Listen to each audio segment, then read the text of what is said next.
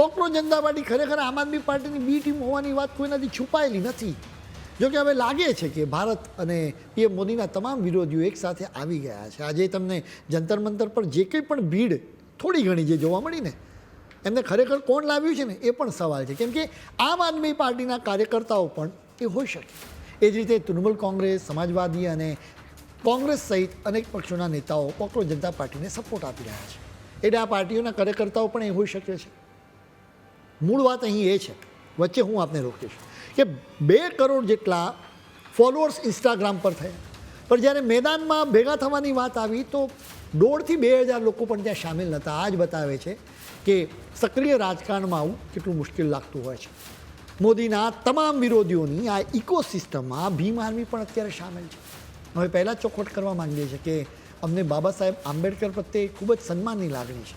અમે તેમનું અપમાન બિલકુલ સહન ન કરી શકીએ. જોકે અમને ભીમ આર્મી સામે સખત વાંધો છે. આંબેડકરના હૈયે દેશનું હિત હતું, પરંતુ ભીમ આર્મીના લોકો તો ભારતને તોડવાની વાતો કરે છે. તમે જુઓ કે અભિજીતે તેની અનેક પોસ્ટમાં #ભીમ આર્મી લખ્યું છે. એટલું જ નહીં, તે દિલ્હી એરપોર્ટ પર જોવા મળ્યો ને તે બાબા સાહેબ આંબેડકરની આત્મકથા મીડિયા સમક્ષ બતાવતો જોવા મળ્યો. ભીમ આર્મીના સપોર્ટર્સ પણ આ વિરોધ પ્રદર્શનમાં જોડાયા. હવે તમને સવાલ થાય કે અમને ભીમ આર્મી સામે કેમ વાંધો? તમને ખ્યાલ હશે કે તમિલનાડુમાં ભીમ આર્મીના લોકોએ જાહેરમાં શ્રીરામનું પુતળું બાળ્યું હતું. અમે શ્રીરામનું અપમાન બિલકુલ સહન ન કર્યું. એટલે જ અમને ભીમ આર્મી સામે સખત વાંધો પણ છે. ભીમ આર્મી શરૂઆતમાં દલિત સમુદાયના અધિકારો અને શિક્ષણ માટે કામ કરતી હતી.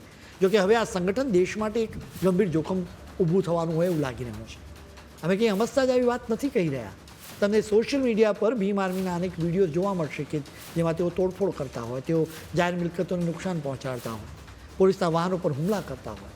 એ રીતે તેઓ દેશમાં શાંતિનો ભંગ કરી રહ્યા છે. એટલે એક સમય સંગઠનનો હેતુ સારો હતો, જોકે હવે આ સંગઠન હિંસા અને અરાજકતાનો પર્યાય બની ગયો છે.